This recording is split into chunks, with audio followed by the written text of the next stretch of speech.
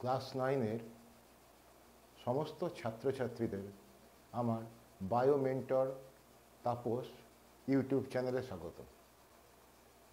তোমরা যারা আমার সঙ্গে পরিচিত নও তারা যদি মনে করো তাহলে আমার ইন্ট্রোডাক্টরি ভিডিওটা দেখে নিতে পারো। আজকে আমরা ক্লাস 9-এর যে চ্যাপ্টারটা পড়ব সেটা হলো সংবহন। সংবহন বলতে কি বোঝায়? অর্থাৎ এক জায়গা থেকে আর এক জায়গায় কিছু বয়ে নিয়ে যাওয়া। আমাদের জীবদেহে কী ধরনের সংবহন ঘটে, কিসের দরকার, কেন দরকার? দেখো, এই যে আমরা প্রশ্বাসের মাধ্যমে অক্সিজেন গ্রহণ করছি বা খাদ্যের মাধ্যমে আমরা যে শক্তিটা আহরণ করি, এই খাদ্যটা আমাদের শেষ পর্যন্ত পুষ্টি রসে পরিণত হয়। আমরা তো জানি glucose, amino acid, fatty acid এই ধরনের পদার্থে পরিণত হয়। এই সমস্ত পদার্থগুলোকে তো বয়ে নিয়ে যেতে হবে, প্রতিটা কোষে কোষে পৌঁছে দিতে হবে। তা পৌঁছে দেবার কাজ তো কেউ না কেউ একটা কাজ করে বা কোনো একটা সিস্টেমের মাধ্যমে কাজটা কিন্তু চলে। এটাকেই বলা হচ্ছে সংবহন। চলো দেরি না করে শুরু করা যাক আজকের ক্লাস। আজকের পাঠ সংবহন বা সার্কুলেশন।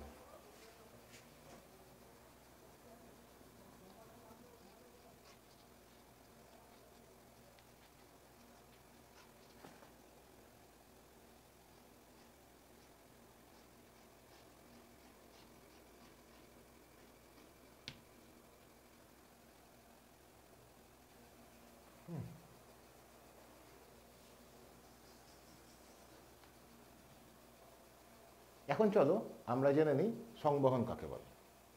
যে পদ্ধতিতে জীবদেহের প্রতিটি সজীব কোষে খাদ্যরস, খনিজ পদার্থ, ভিটামিন, জল, হরমোন এবং অক্সিজেন পরিবাহিত হয় এবং প্রতিটি কোষে বিপাক ক্রিয়ার ফলে উৎপন্ন দূষিত বা ক্ষতিকারক পদার্থগুলো নির্দিষ্ট অঙ্গে প্রেরিত হয়, তাকেই বলা হয় সংবহন।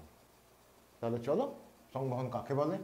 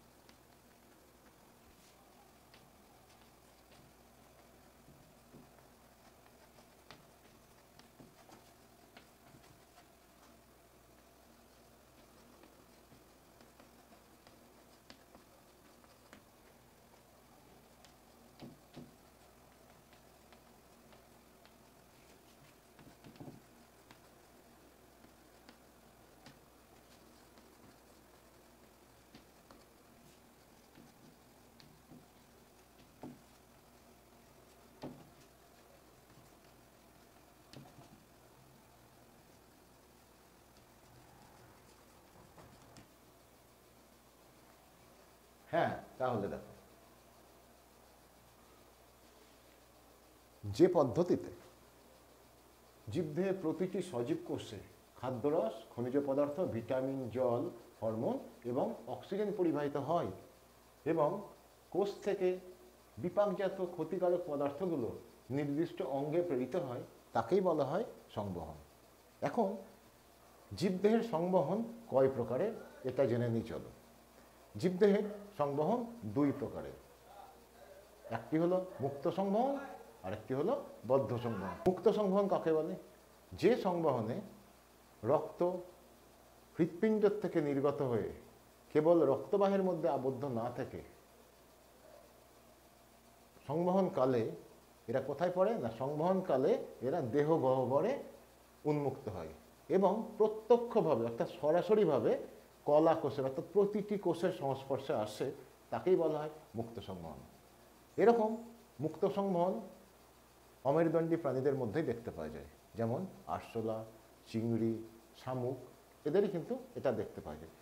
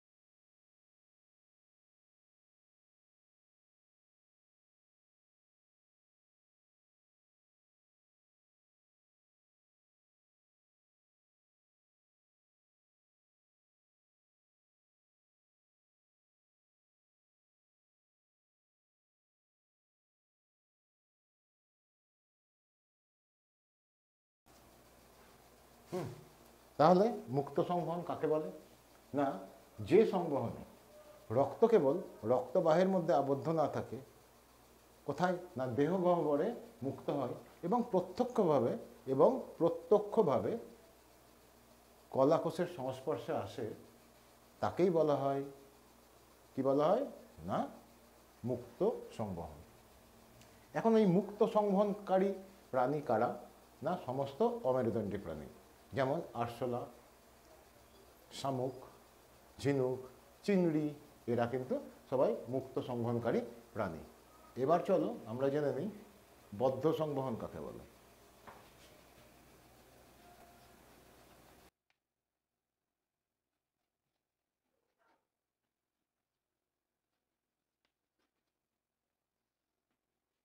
যে সংবহনে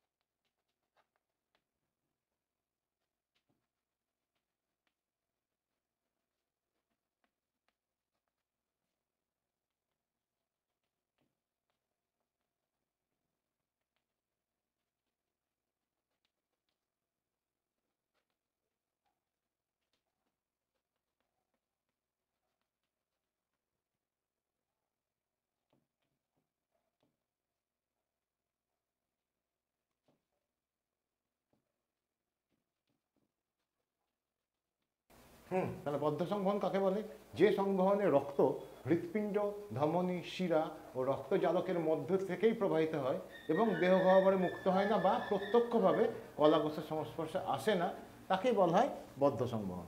এখন বদ্ধ সংবহন কোন ধরনের প্রাণীদের ক্ষেত্রে দেখতে পাওয়া যায়? বদ্ধ সংবহন সমস্ত মেরুদণ্ডী প্রাণীদের দেহে দেখতে পাওয়া যায়, কিছু ব্যতিক্রম আছে। অ্যানিলিডা পর্বের প্রাণী কেঁচো ও জোক আবার মোলাস্কা পর্বের প্রাণী অক্টোপাস, স্কুইড এবং ক্যাটেল ফিশ।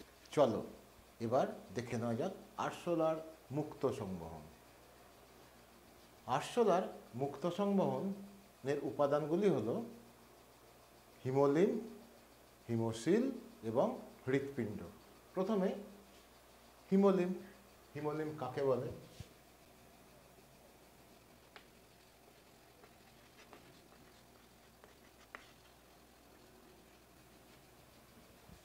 আরশোলার রক্তকে হিমোলিম্ফ বলে, কিন্তু আরশোলার রক্ত আমাদের রক্তের মতো কিন্তু লাল হয় না। কেমন হয় না? বর্ণহীন। কেন বর্ণহীন হয়? কারণ এদের শ্বাসরঞ্জকটাই থাকে না। রক্তের রং কালারফুল হওয়ার জন্য দায়ী কিন্তু শ্বাসরঞ্জক। যেমন আমাদের রক্তে হিমোগ্লোবিন থাকে, হিমোগ্লোবিন থাকার জন্য রক্তের রং লাল। আবার চিংড়ির রক্তে কি থাকে না? হিমোসায়ানিন, যার জন্য চিংড়ির রক্ত কিন্তু নীলাভ সবুজ। কাকে বলে তাহলে হিমোলিম্ফ? আরশোলার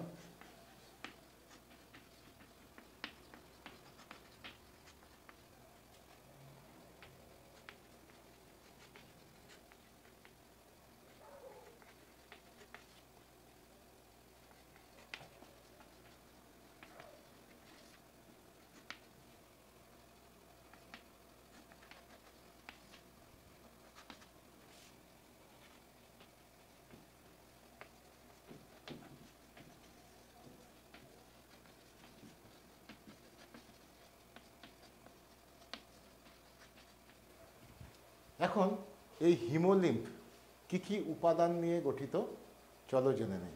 হিমোলিম্ফ দু ধরনের উপাদান নিয়ে গঠিত। কি কি?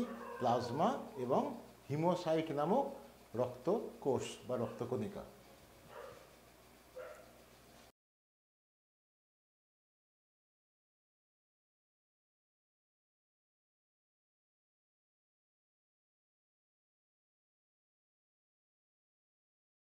ঠিক আছে, তাহলে আরশোলার রক্ত অর্থাৎ হিমোলিম্ফ দু ধরনের উপাদান নিয়ে গঠিত, প্লাজমা এবং হিমোসাইট। এবার আমরা চলে আসছি হিমোসিল কাকে বলে। আরশোলার মুক্ত সংবহন তিন ধরনের উপাদান নিয়ে গঠিত। কি কি বলতো? হিমোলিম্ফ, হিমোসিল এবং হৃৎপিণ্ড। প্রথমটা আলোচনা করলাম হিমোলিম্ফ, এবার আলোচনা করছি আমরা হিমোসিল।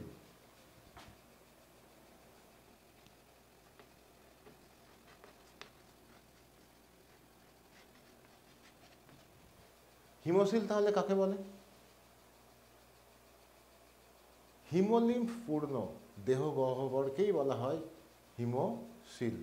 অর্থাৎ আরশোলার রক্তপূর্ণ দেহ গহ্বরকেই বলা হয় হিমোসিল।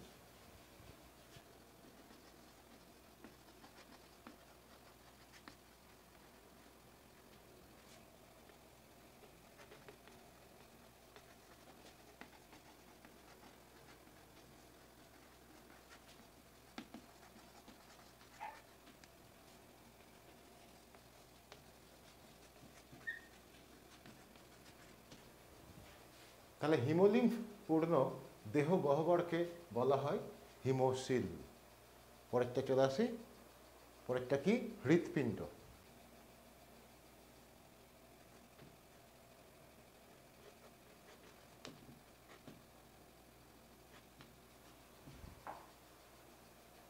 আরশোলার হৃৎপিণ্ড একটু অদ্ভুত ধরনের, মনে হয় যেন একটা পুঁথির মালা। এরকম 13টা পুঁথি নিয়ে লম্বালম্বিভাবে একটা হৃৎপিণ্ড অবস্থিত। হৃৎপিণ্ডগুলো দেখতে কেমন?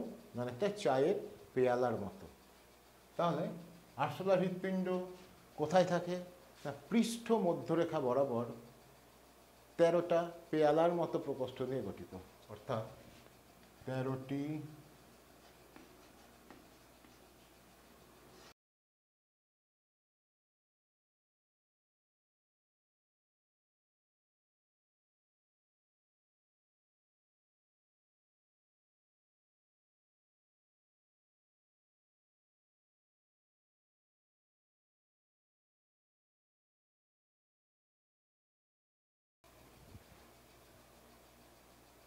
এ হয়ে গেল আরশোলার মুক্ত সংবহন তন্ত্রের উপাদানগুলো।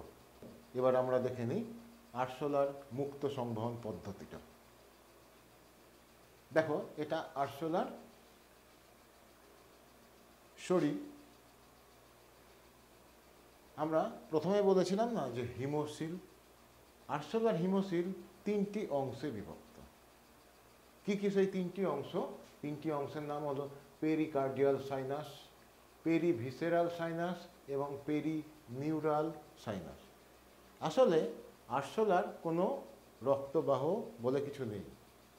হৃৎপিণ্ড থেকে রক্ত বেরোয় এবং সরাসরি এই সমস্ত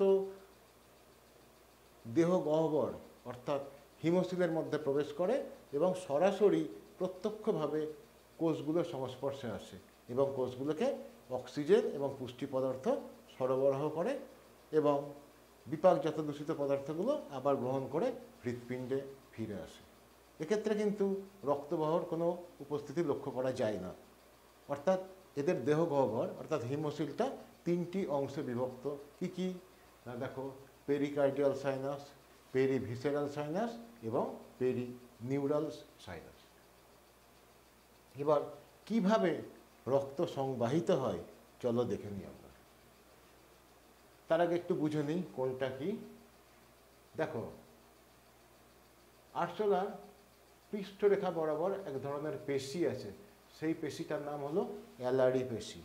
প্রয়োজনে এটা সংকোচন এবং প্রসারণ কাজটা সম্পন্ন করে থাকে।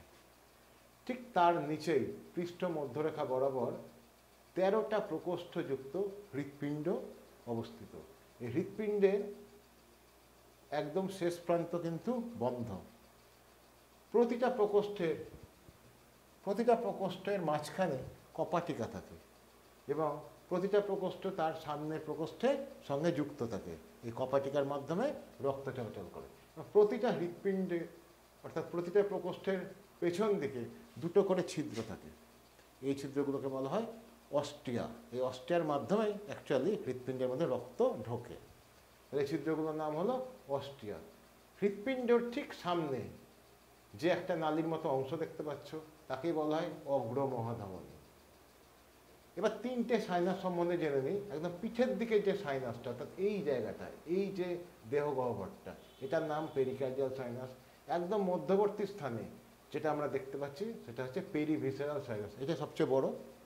আর একদম অঙ্কদেশে অর্থাৎ উদরে পেটের দিকে যে সাইনাসটা আছে অর্থাৎ এই অংশটার নাম হলো পেরিনিউরাল সাইনাস।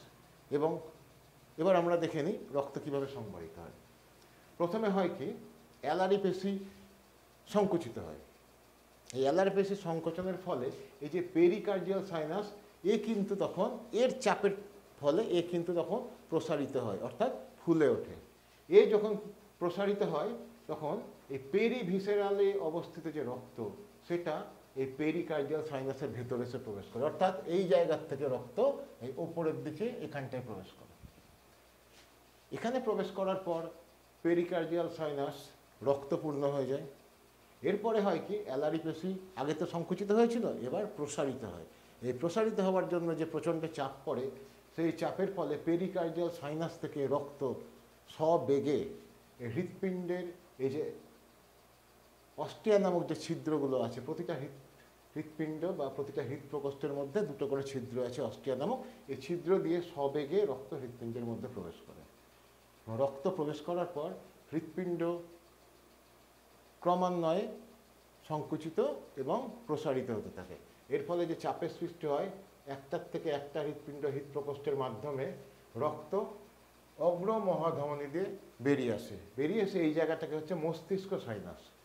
হ্যাঁ, মস্তিষ্ক সাইনাস। এই মস্তিষ্ক সাইনাস পথে তো মস্তিষ্ক সাইনাসে কেন এলো না, মাথাতে তো রক্ত দিতে হবে, মাথার যে কোষগুলো আছে তাদেরকে তো রক্ত সরবরাহ করতে হবে। ওই জন্য মস্তিষ্ক সাইনাস হয়ে নিচের দিকে নেমে আসে। নিচের দিকে মানে কোনখানে না, পেরিনিউরাল সাইনাসে প্রবেশ করে রক্ত। কোনো রক্তবাহের মাধ্যমে নয়, কিন্তু সরাসরি দেহ গহ্বরের মাধ্যমে রক্ত প্রবাহিত হতে থাকে। তাহলে পেরিনিউরাল সাইনাসে এলো রক্ত এবং এই জায়গাটার নাম হলো মস্তিষ্ক সাইনাস। এখান থেকে বেরিয়ে এই যে এই জায়গাটায় প্রবেশ করলো রক্ত। এই জায়গাটার নাম হলো পেরিনিউরাল সাইনাস। এই পেরিনিউরাল সাইনাস থেকে রক্ত এবার এর ভেতরে প্রবেশ করলো। কোথায় সে জায়গাটা? পেরিভিসেরাল সাইনাসে প্রবেশ করলো রক্ত। এইখানে পরিপূর্ণ হবার পর রক্ত কি হলো? তাই এবারে আবার উপরের দিকে উঠে এই যে পেরিকার্ডিয়াল সাইনাসে প্রবেশ করে। এই পর্যন্ত তো আমরা আগেই শুনেছি। আবার পেরিকার্ডিয়াল সাইনাসে প্রবেশ করার পর আবার হৃৎপিণ্ডে প্রবেশ করবে। হৃৎপিণ্ড থেকে আবার অগ্রমহাধমনী থেকে মস্তিষ্ক সাইনাস, পেরিনিউরাল সাইনাস এবং পেরিভিসেরাল সাইনাস। এইভাবে কিন্তু রক্ত ক্রমান্বয়ে আরশোলার দেহে সংবাহিত হয়। এটাই আরশোলার মুক্ত সংবহন প্রক্রিয়া। চলো এবার আমরা বুঝে নিই মানুষের বদ্ধ সংবহন। মানুষের বদ্ধ সংবহন তন্ত্র যে উপাদানগুলো নিয়ে গঠিত সেগুলো কি কি বলতো? সেগুলো হলো হৃৎপিণ্ড, ধমনী, শিরা ও রক্তজালক। এই 4 প্রকারের উপাদান নিয়ে গঠিত মানুষের বদ্ধ সংবহন তন্ত্র। মানুষের বদ্ধ সংবহন তন্ত্রের প্রধান যে যন্ত্রটা, পাম্প যন্ত্র, তার নাম হৃৎপিণ্ড। এই হৃৎপিণ্ডের ভেতর দিয়ে কিভাবে রক্ত সংবাহিত হয় এটা নিয়ে আমাদের আলোচনা। দেখো রক্ত কোথা থেকে আসে? আমরা দেখতে পাচ্ছি বাম অলিন্দ। বাম অলিন্দের মধ্যে রক্ত কোথা থেকে আসে? না ফুসফুস থেকে। ফুসফুস থেকে, হ্যাঁ।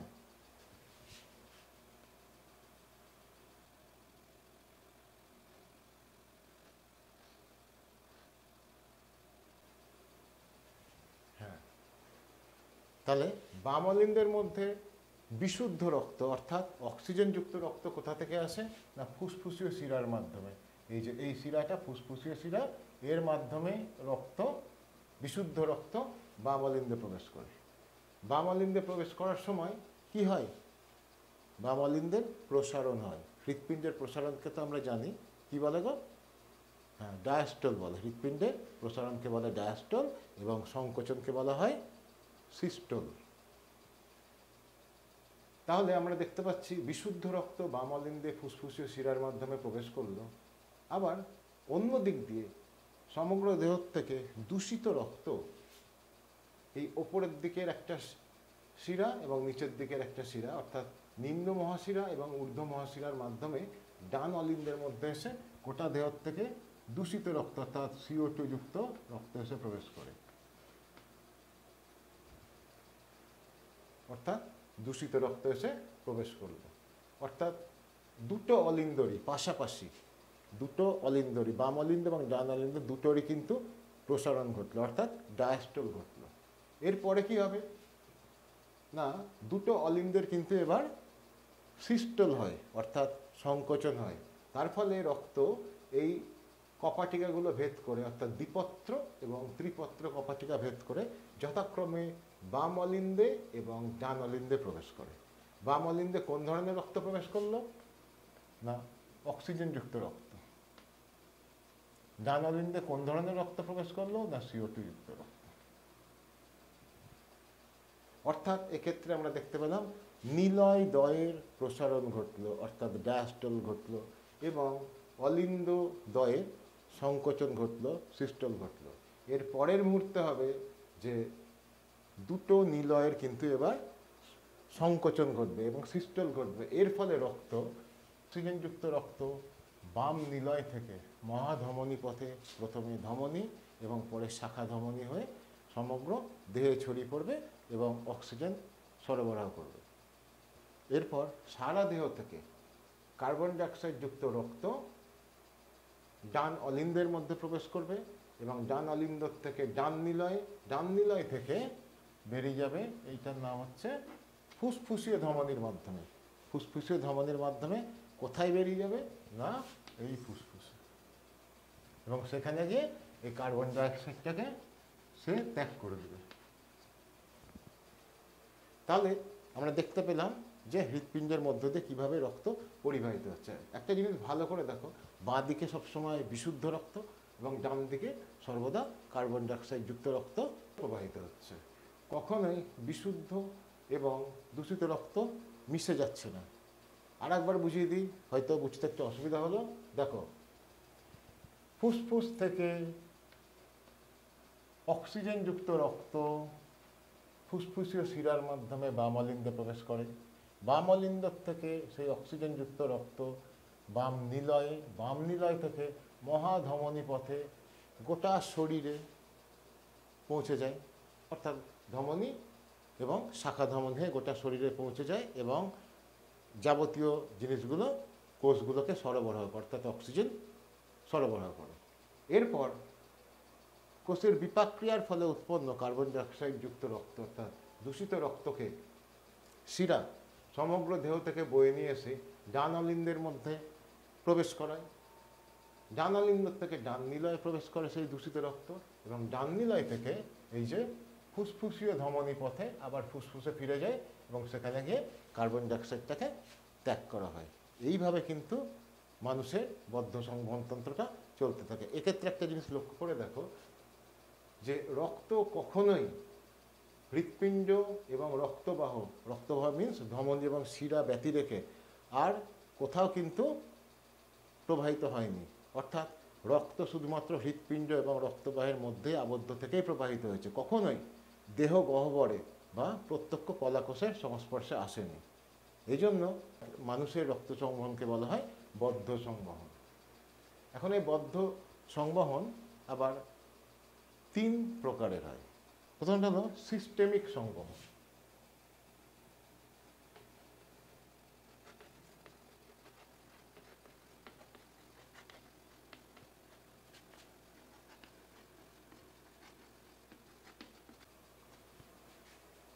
কাকে বলে সিস্টেমিক সংবহন? দেখো, যে সংবহনে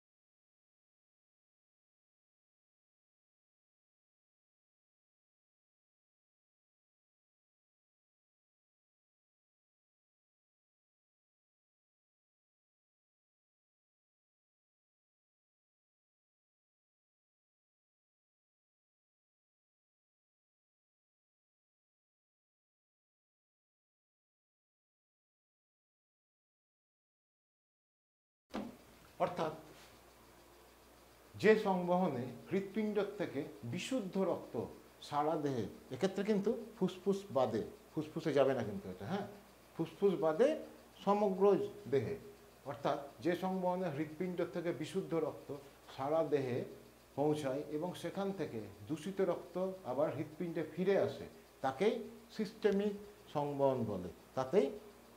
তাকেই সিস্টেমিক সংবহন বলে। পরেরটা চলো দেখে নিই, পালমোনারি সংবহন।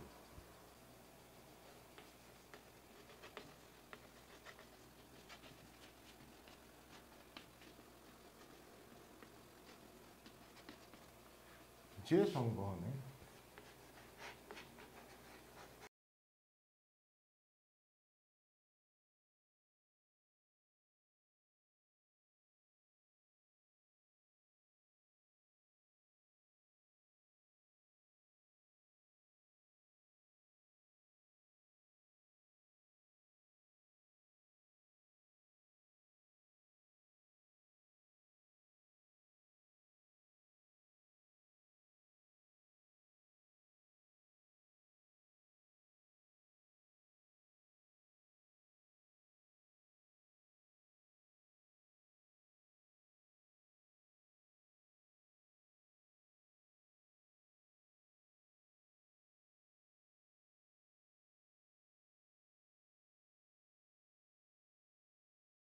তাহলে কি পালমোনারি সংবহন কাকে বলে?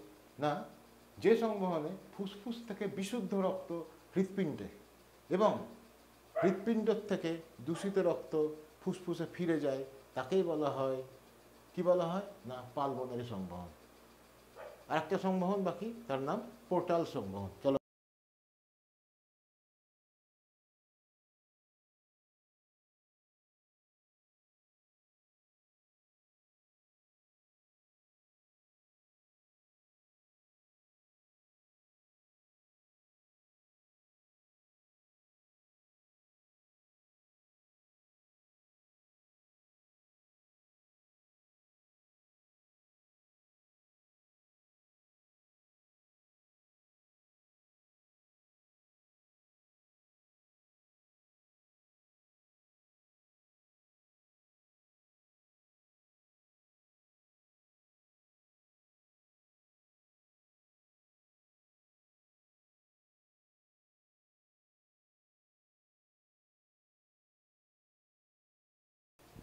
তাহলে যে সংবহনে একটি অঙ্গ থেকে অপর কোনো অঙ্গে রক্ত সংবাহিত হয় তাকেই বলে পোর্টাল সংবহন। এই পোর্টাল সংবহন আমাদের শরীরে দুটিই আছে। কি কি না হাইপোথ্যালামাস থেকে পিটুইটারি গ্রন্থিতে, আর একটা হলো ক্ষুদ্রান্ত্র থেকে যকৃতে।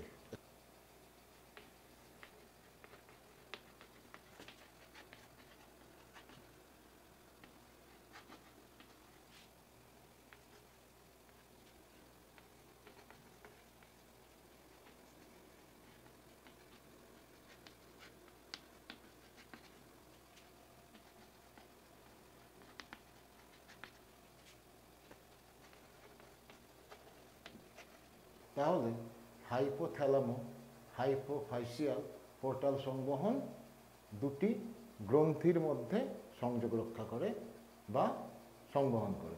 সেই গ্রন্থি দুটির নাম কি না একটার নাম হাইপোথ্যালামাস আর একটার নাম পিটুইটারি গ্রন্থি।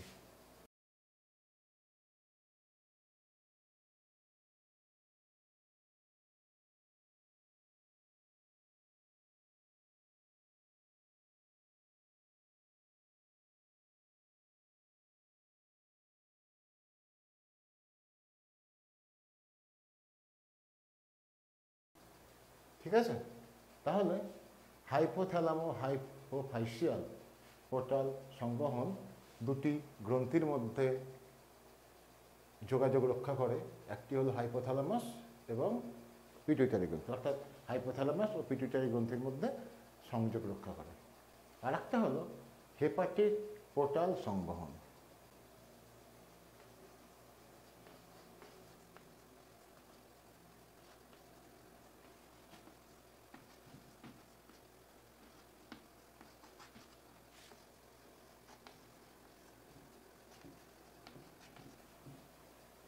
এই হেপাটিক পোর্টাল সংবহন কোন দুটি অঙ্গের মধ্যে যোগাযোগ রক্ষা করে তোমরা কি জানো? হ্যাঁ, ক্ষুদ্রান্ত্র ও যকৃতের মধ্যে, ক্ষুদ্রান্ত্র ও যকৃতের মধ্যে।